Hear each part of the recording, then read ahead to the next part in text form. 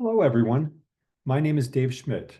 I'm the president and one of the co-founders of ClearTriage.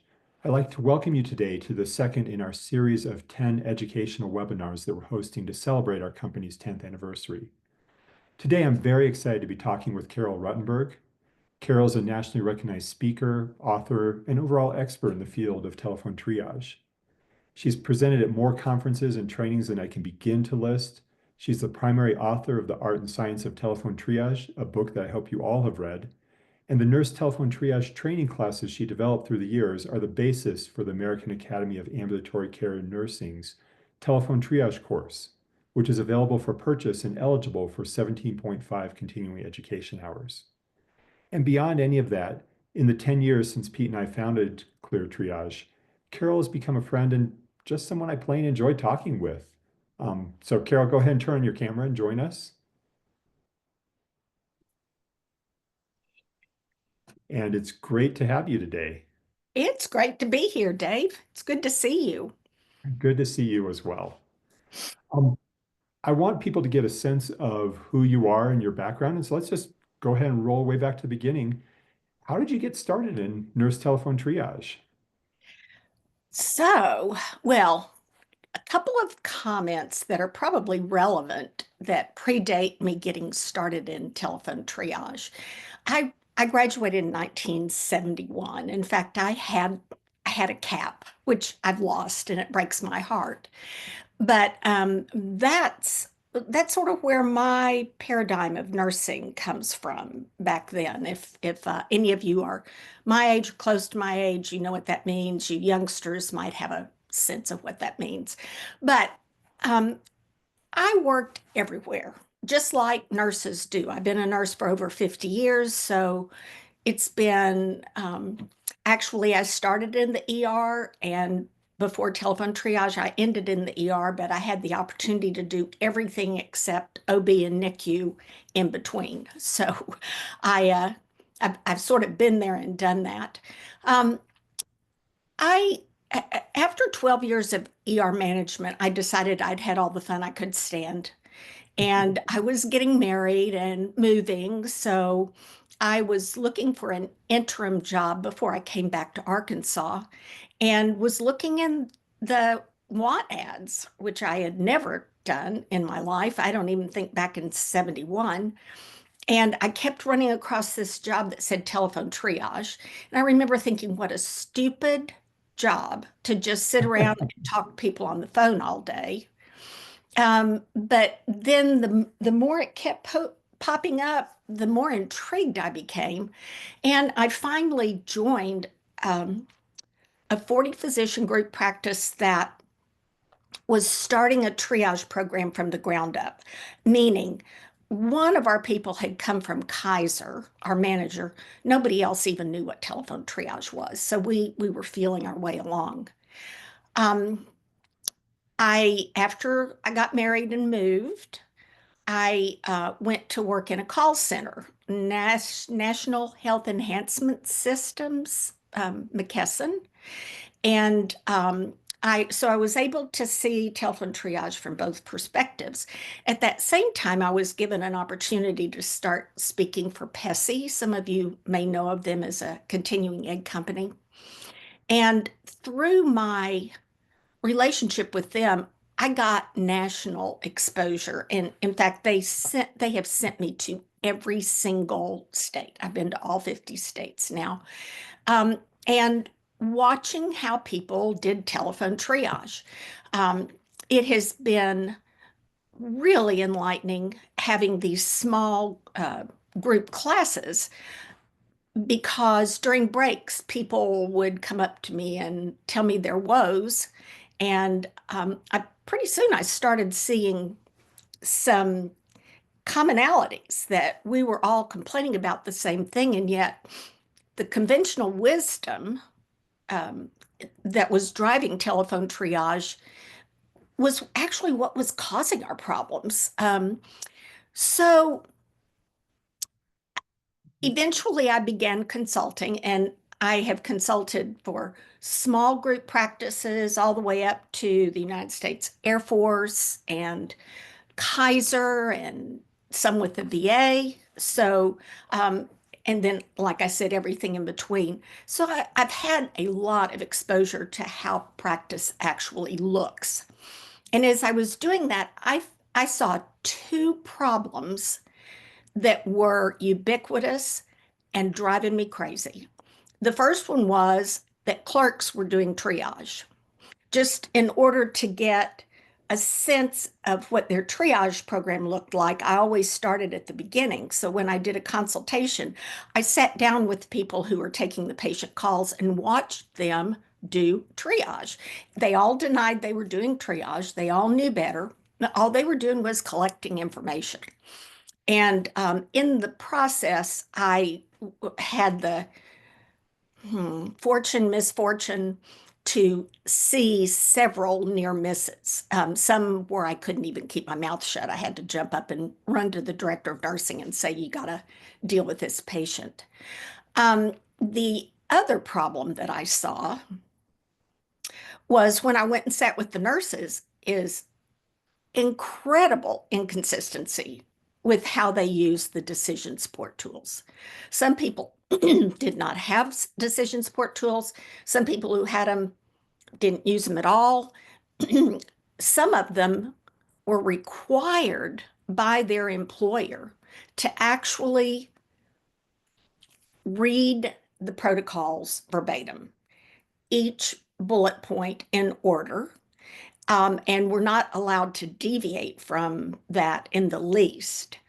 Um, and I heard all kinds of things like, well, if we deviate from the protocols and we have a bad outcome and we get sued, we'll lose our case because we deviated from the protocols. Or it's illegal for nurses to do that kind of decision making, which incidentally is totally within our scope of practice. So if anybody tells you that, don't listen. They also would say, um, Dr. Schmidt says that we're supposed to follow these things to a T. And that's I've had the privilege of meeting him and talking with him several times, and I he never said that. In fact, he denies having ever said that. So, Okay, but Carol, yeah, um, so it's interesting. You talk about seeing those different things, and you're talking about that in some of your earlier interactions. Do you think some of those misconceptions, let's stay on the nursing side, so the people not having decision support tools, people over relying decision support tools, is that still happening today as you talk to people? Is it happening as absolutely. much as it was back then, or have we made progress? Well, I think we've made progress in part thanks to companies like yours who have recognized that the software needs to support the nurse and not direct the nurse. Um, I think there's also a clearer understanding that what we're doing is nursing. And that was the last thing I was going to say was that all of this conventional wisdom came from the early developers of telephone triage, which were HMOs, um, non-medical call centers told us what quality assurance looked like, software companies who convinced at least my boss that we couldn't do telephone triage unless we had those protocols and followed them to a T. And then physicians who didn't understand what we're capable of, wanting to delegate to us, but feeling like they had to give us a script.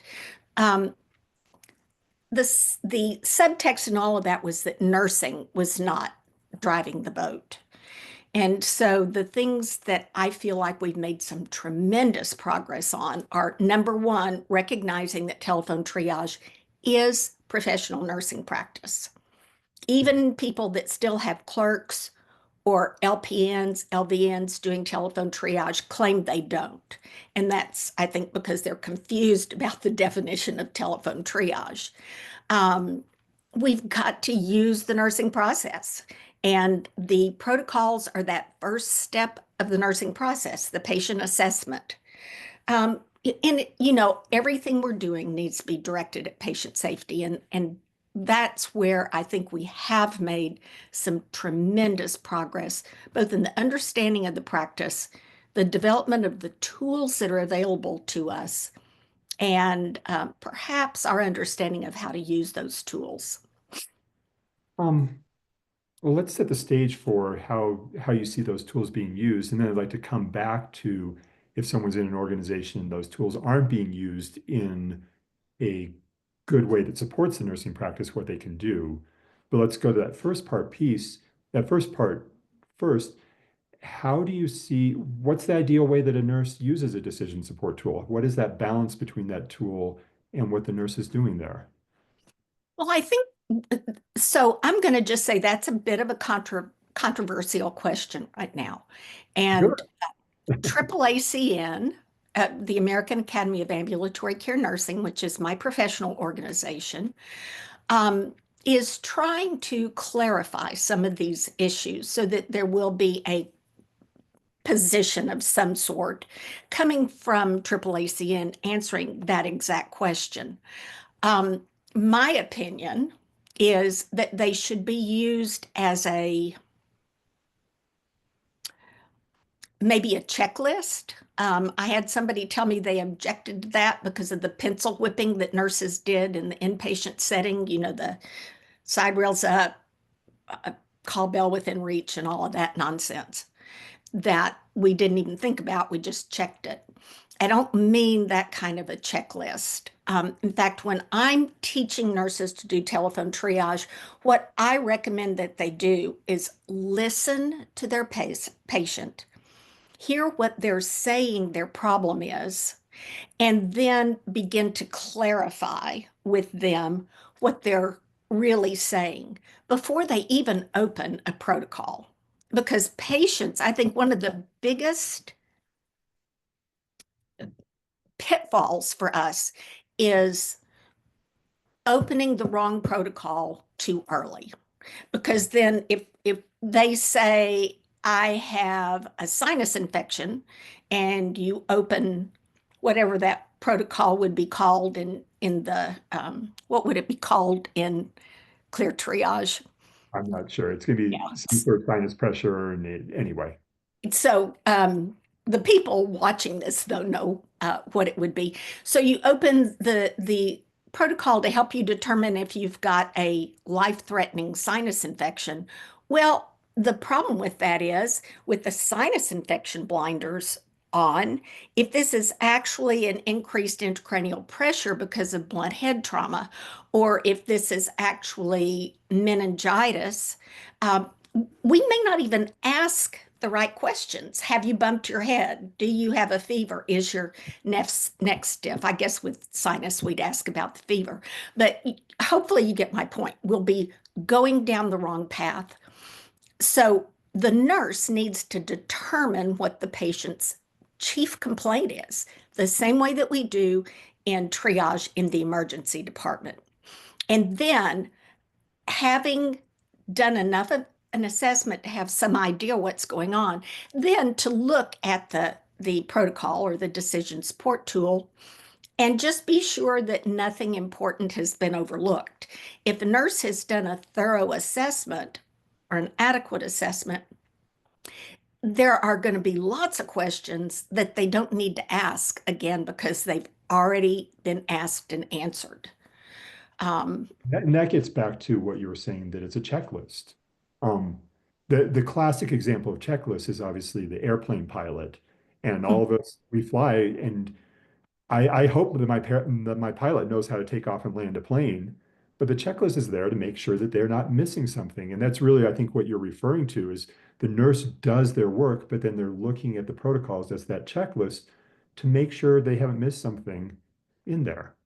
Right. And I think it's very important to recognize that obviously none of us know everything, and we never know what's going to be on the other end of the phone. So I have a lot of background in cardiovascular nursing, and trauma. And so those come naturally to me, but there are lots of things that I really don't know sufficiently. So I can do an adequate assessment to be sure that my patient is not in trouble. But then in terms of helping them come up with a disposition and any actions that they need to take to support that disposition, whether it's home care or call 911, um, the protocols will help me zone in on anything. Oh, I didn't think to ask that. So they're very, very helpful tools when they're used properly. Right. And I think that it is a checklist, but I think that you're also accurate in saying that a nurse sitting down, and let's say they're taking that triage call in the 10 minutes, 15 minutes, whatever that time frame is, saying that they're going to think of every single thing that needs to be asked, that's asking too much because talking with the protocol authors, I know that they can spend weeks on developing a protocol with all the research materials there. And what that is giving you as a nurse is that quick checklist, all of that work that they've done. So you have that there so you can take the call quickly, get the person to the right place, and then move to the next call. And I think what those questions are intended for is to remind the nurse to think about that, to Mhm. remind the nurse to either confirm that that is going on or to rule that out. So, it's not necessary to read them verbatim. In fact, it's it's not a good idea to read them verbatim. We know that one of the hallmarks of nursing is individualization of care. And when we read a script that has been written by somebody who is trying to develop sort of a universal approach to a particular set of symptoms, the language for this patient is not going to work for the other patient. So Sure. And I think that if you have a script that's being read, I mean, I am not medically trained myself.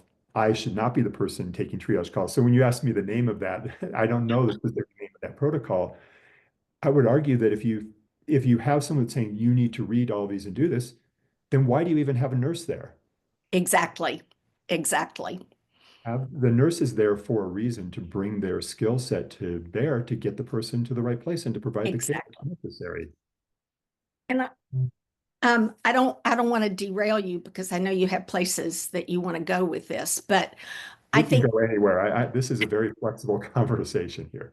there, I think probably the most important thing that I try to teach or stress when I'm consulting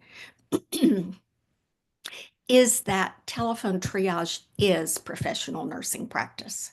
So everything that we learned in school, going back even to 1971, the nursing process is the foundation of our practice. And the decision support tools are a small part of supporting the nursing process because we didn't learn in school how to assess somebody's perfusion over the phone. We've had to learn that through experience or training, and that's where the protocols come in. Because if you haven't experienced something or been taught something, and the protocol says, are their lips blue?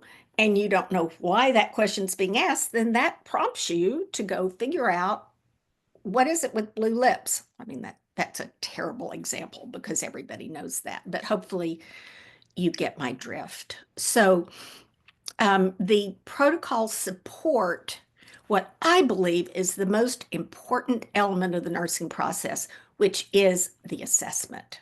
And if you think about it, every step of the nursing process is based on that assessment.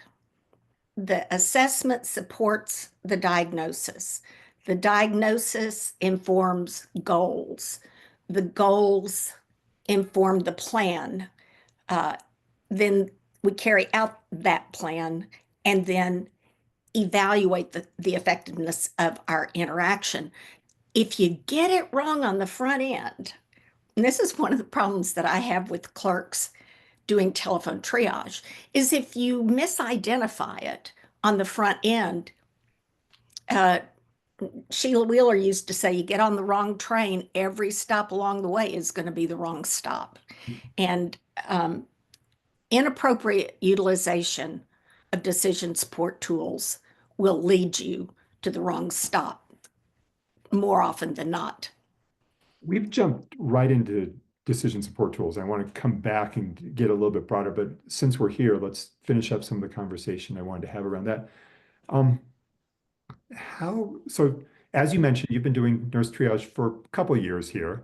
Um, how have your views on decision support tools changed through the years? Um, well, that's an interesting question. In my first job, it was a 40 physician group practice, as I mentioned. They were all internists of some sort, 40 different specialties. So I was so far outside my comfort zone in terms of knowledge base to do triage. Fortunately, the majority of our calls were sinus infections, and so I got very good at recognizing and managing those in a hurry. But oh, I lost my thought. What was I saying? I hate getting old. That's one of the We're worst talking parts. about how your views on decision support Oh, tools. right. So I saw them as very, very helpful and very desirable. Then I went to work in a call center that required me to ask every question. Mhm. And so I started seeing them as a little bit of a pain in the neck because I had often already gotten the answer on the question that I was supposed to once again ask. And then having been out in the world consulting and watching the way that protocols have been grossly misused and decision support tools have been grossly misused, I went through a period of time where I thought, oh my gosh, I hope I live long enough to see nurses doing triage without having to use decision support tools. Well, I've come full circle. I guess it's the older I get, the more I know I don't know. And if I don't have some kind of a reference in front of me to help guide me through a complex assessment, I'm going to mess up. So I think decision support tools are really important, but they should never, it's a, use always and never. I'm going to say they should never supersede nursing judgment. And can I add one other point about that? Absolutely. But then you have to listen to my question. I have some organizations that say we have to have the nurses follow the decision support tools because they don't have the clinical judgment to do this on their own. They're new graduates, they're new to telephone triage, they are pediatric nurses triaging adults or vice versa. And my response to, so if they're one of those rookies or one of minimal competence, they would use the decision support tool and the pros wouldn't. My response to that is if they're not pros, don't let them touch the phone. Because in all of the kinds of nursing that I've done over the past 54 years, there is nothing I've done, and I've had some pretty cool jobs. There is nothing I've done that requires more clinical judgment, more critical thinking, and is more sophisticated or potentially dangerous than telephone triage. So you just don't put those people on the phone. If you have somebody that has to have a script in front of them, like Dave said, why have a nurse? Get the nurses who know what they're doing. Um, so I'm going to go back to halfway through your full circle where you were in an organization that was forcing you to read questions that you already knew the answer to, and so on. What can a nurse do? What can a nurse manager do if they're in an organization that has those constraints? How can they push back against that and help get towards the view that you have of successful nurse triage? Oh gosh. Well, first of all, you need to recognize that that's a need and be committed to it. I can think of two organizations right off the top of my head that literally they're they're both multi-site organizations, and so I'm not talking about every single site in the enterprise, but at least um, some of the sites, the nurses are literally required to read that verbatim, like Dave said. And so you've got to understand as a practitioner the risk in that. And I'm not going to suggest that you ignore your organizational policies, but maybe your first priority, maybe your biggest responsibility to your patient is to help the leader above you, whether it's your nurse manager or if you're a nurse manager, more executive leadership, to help them understand what is wrong with that process. Um, my seminar was 2 days long, and almost everything I said pointed to telephone triage being professional nursing practice and how to appropriately use decision support tools. So I don't think there's any magic. But if you're committed enough to it, if you recognize what you're doing is professional nursing and that that is what's expected of you, the ANA Code of Ethics, your state board of nursing, they all expect you to practice professional nursing using clinical judgment, using critical thinking, and not being driven by a script. Um, I think it's just to help educate your boss. Do Okay. you have any thoughts? Um, I think that sometimes, because we get asked that as we talk obviously about our software and the use of our software. And the simple way I put it is that, and we've talked a little bit about it, but it's the combination of the nurse's critical thinking, training, experience, and the decision support tool that give you optimal outcomes.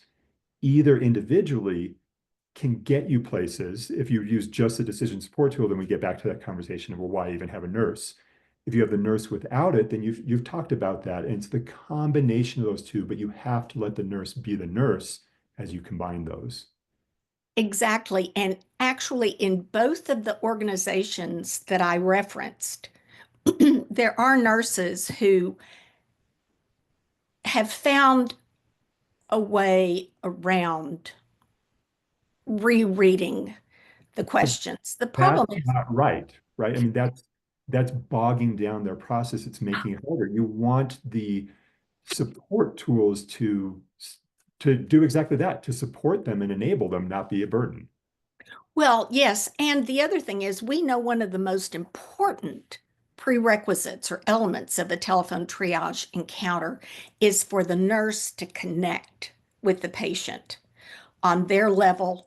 Be sure that the patient understands that the nurse is is aware of their situation, cares about their situation, wants to meet the needs that the patient has identified in terms that are acceptable to the patient. And when a nurse has already done an assessment of a patient and um, developed that rapport, developed that connection, and then goes back and starts asking the same questions. I've sat beside nurses and watched that happen. The connection goes, bam, it's gone. The patient is thinking, either you didn't listen to me in the first place, or you're just stupid because I've already answered that question. And you just don't want to go there. There are all kinds of arguments for being able to integrate critical thinking into those decision support tools. And I mean, I think one of the most important things is buy decision support tools that allow flexibility. You want decision support tools that give you a menu of things to consider and a menu of dispositions or actions to take as they would be appropriate to that patient. Some of them that I've seen are actually algorithmic. They're written in such a way that you say yes or no. And if you say yes, you go down the yes path. If you say no, you go down the no path. And any nurse who's ever used those knows that as soon as you head down the wrong path, you're definitely on the wrong train. All the stops for the wrong stops. I'm gonna shift us a little bit here. I'm gonna bring it back to a little bit of a personal insight side. We've been talking more generally. Um, you mentioned that you've talked with and met with Dr. Barton Schmidt.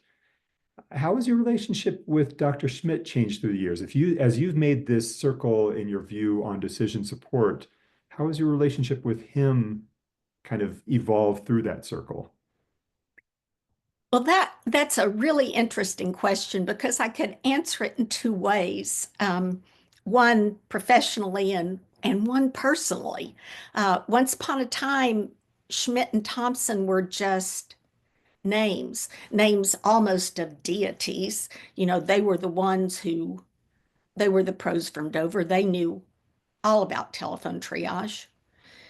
Um, and then as time has gone on, I have developed an awareness of how human they are, that if organizations find something in a decision support tool that throws them off, or an element that's missing, they just let Dr. Schmidt and Dr. Thompson know, and they go back and revise those protocols.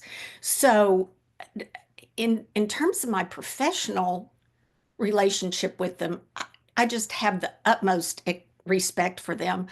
I've had an opportunity to talk with Dr. Schmidt several times. In fact, the first time I introduced myself to him was to tell him that something was missing from one of his protocols and that there had been a death. It was a patient in septic shock who had a subnormal temperature. So the nurse went to the hypothermia protocol because the subnormal temperature was not written into whichever protocol they should have been using. I don't remember the source of her sepsis. And he immediately went back and addressed that. Um, Personally, you guys, if you ever have the opportunity to meet him and Dr. Thompson, I would suggest that you really try to do that. Um, I think Barton Schmidt is like a velveteen rabbit. He's real. He's the real deal. He's a human person who truly cares about the patients that we're taking care of and truly respects nurses. So I could go on, give me 30 more minutes. I could go on and on. I appreciate that. I'm going to shift us again in a different direction. Um, I told you a little bit this is coming, so we've got that. But we're living in a world where AI is in the news, AI is changing things, AI is you see it even when you search on Google, that all of a sudden you have these sort of intelligent things up top. How, as we look at that and we look at people wondering how it might be impacting nurse triage, what do you see? What do nurses bring to the nurse triage encounter that really is core functionality that is not going to be replaceable by AI, at least in today's world? That is such an important question, Dave, and it's something that every one of us need to be pondering. Um, as with the beginning of telephone triage, we were not invited to the table to define what telephone triage was, um, to develop the protocols, to incorporate scope of practice, to define quality, and we can't let that happen again. As Dave said, those conversations are happening.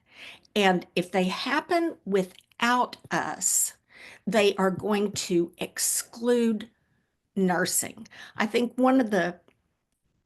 I don't mean exclude nurses, I mean exclude professional nursing.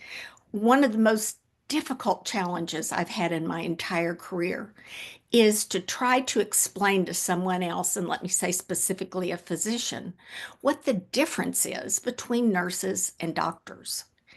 And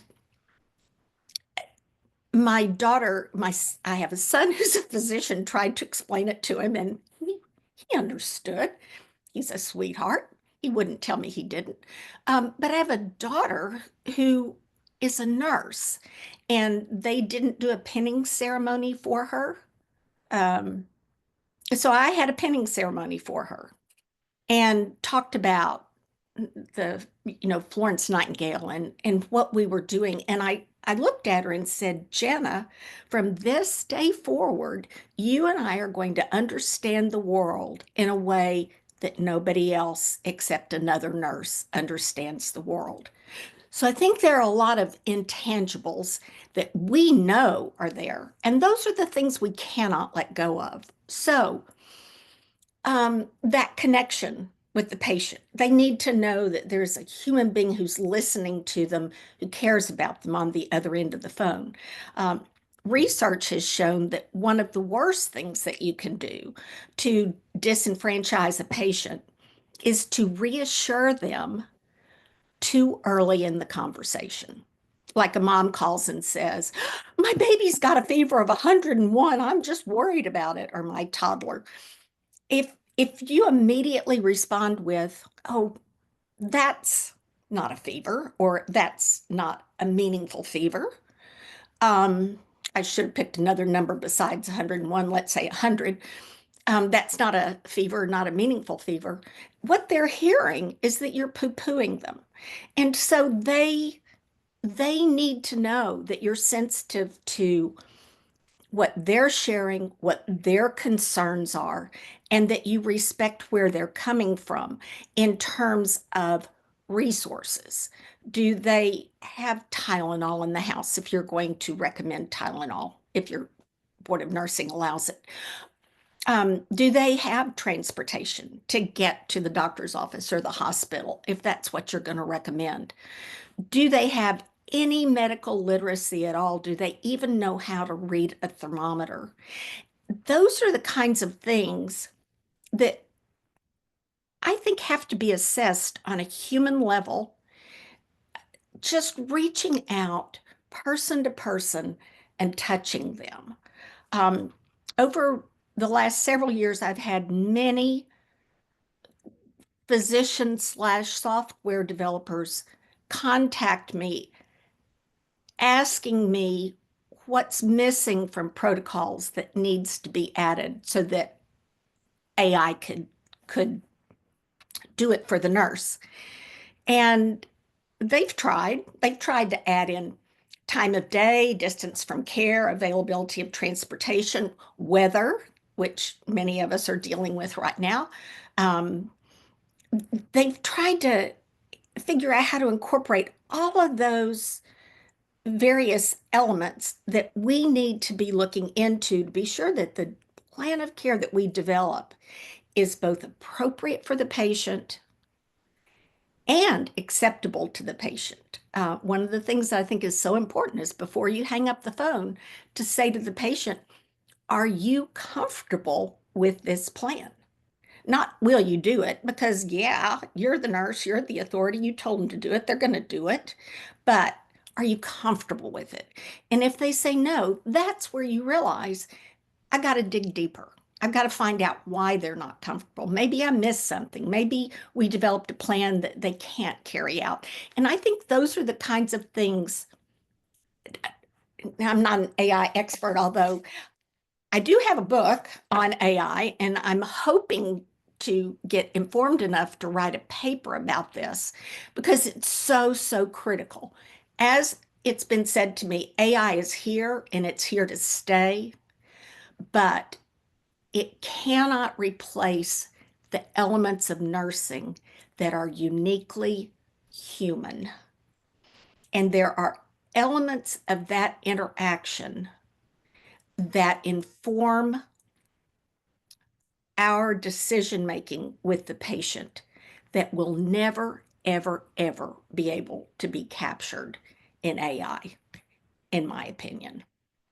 I have one question I want to wrap up with. Before that, a number of people have typed things into the Q&A section, and I know that we will pass those on to Carol after this is over. But Krista, you've been monitoring that. Is there any question or two that you think would be valuable to discuss with the entire audience here? Ooh, that's a good question. We've had a lot of good, really good questions come in the Q&A. Let's see here. So, there's a couple of questions around mm, mm, mm, around the appropriateness of downgrading dispositions. Is that ever appropriate? Is it something the nurse can do without Well, providing? that's a good one.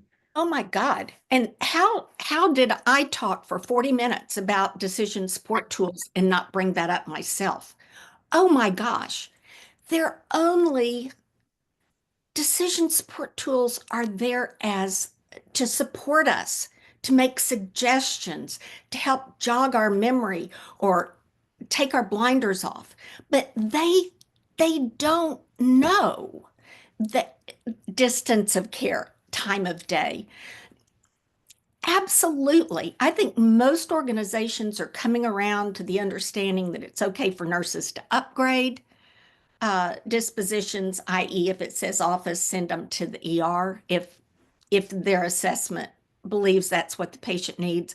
There are still so many organizations who are telling nurses that they cannot downgrade.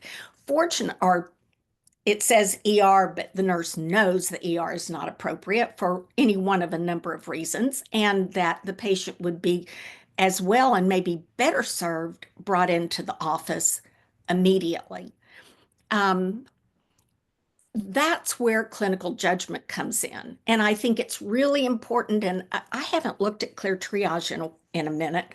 So I don't know if you have this in your software, but I think it's so important when you have a recommended disposition to be able to say, this was the recommended disposition, but this is our negotiated disposition, and that is based on, and then explain why you're doing it.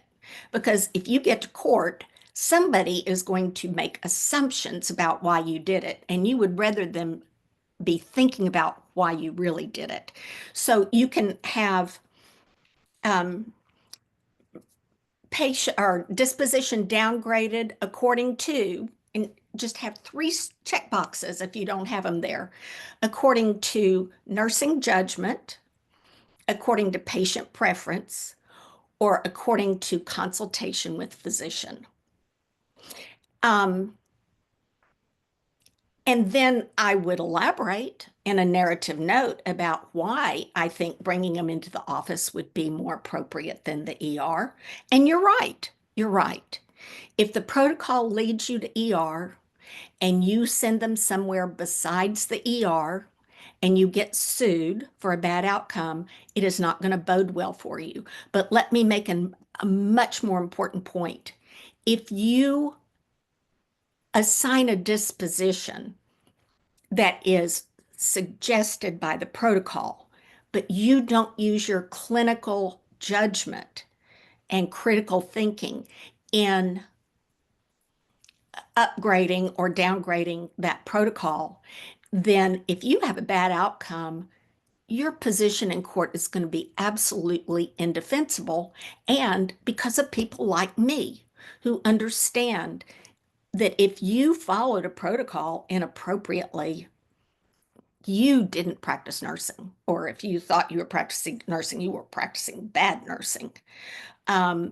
Expert witnesses will challenge your decision making on the basis of judgment, and blindly following a decision support tool, in my opinion, is one of the quickest ways to get into trouble with patient safety.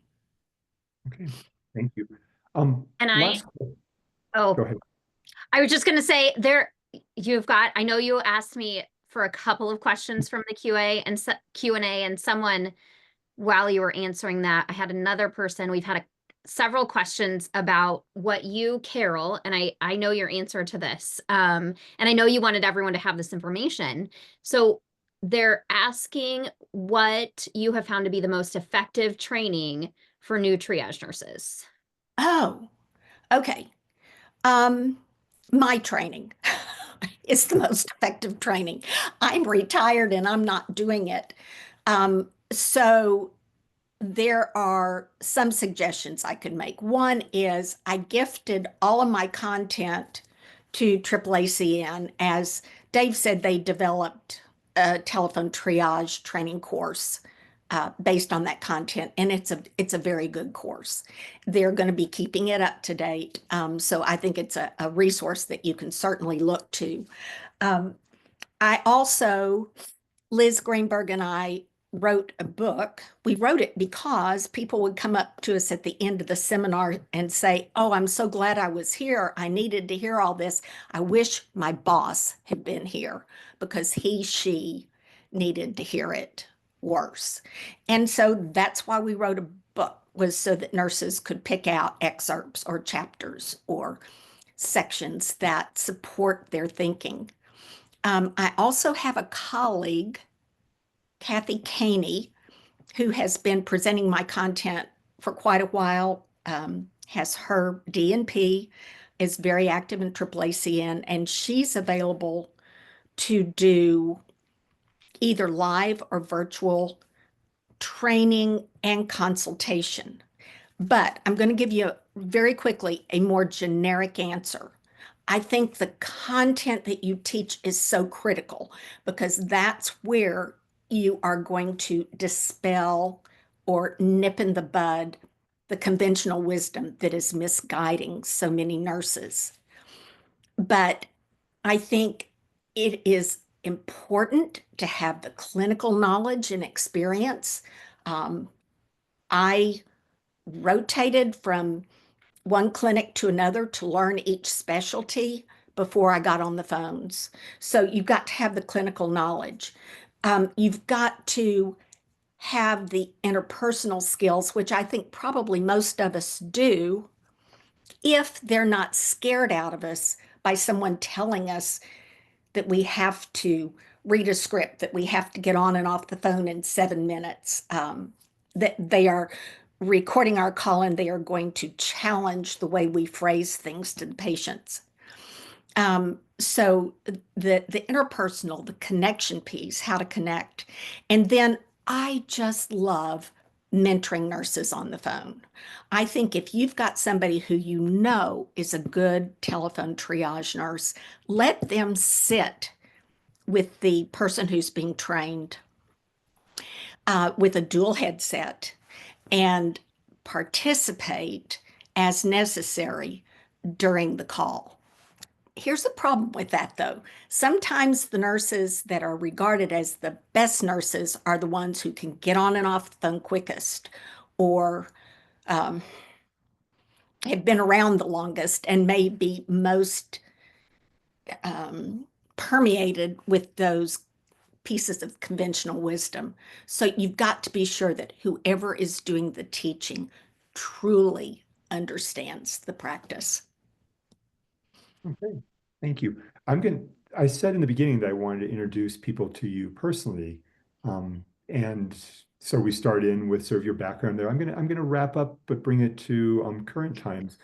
You mentioned working on the special interest group in AAACN, some other things you're doing, and you also mentioned being retired. What motivates you to continue to give to the field of nurse triage and to continue to be involved in it at this stage of your life? Oh my gosh. It's because I have 3 children and I'm a nurse. And those 4 things are my life.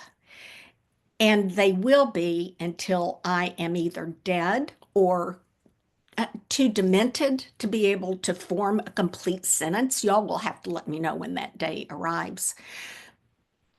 I am so passionate about this practice because never have I seen in all of my career any place that we have a better opportunity to actually practice nursing as nursing is intended to be practiced. I think the only other practice that comes close might be hospice nursing. I still will devote the rest of my life to trying to help promote telephone triage as professional nursing practice. I love it. Thank you for doing that. And thank you for your time today. I really do appreciate it. Thank you for the opportunity. Thank you, everyone, for joining. I do want to say that I hope that you can all join us for our next webinar on March 18th. And so we're going to have Kathleen Martinez, who is also past president of AAACN, and talking about some of what you mentioned, Carol, really that the importance of listening. And she has some studies she can bring on that, and really that establishing that relationship with the caller. The other questions that were submitted in the Q&A, we will pass those on to Carol, and we will also send out information about Carol's course available through AAACN, her book, and so on. But again, really appreciate everyone joining today, and thank you all, and especially thank you, Carol.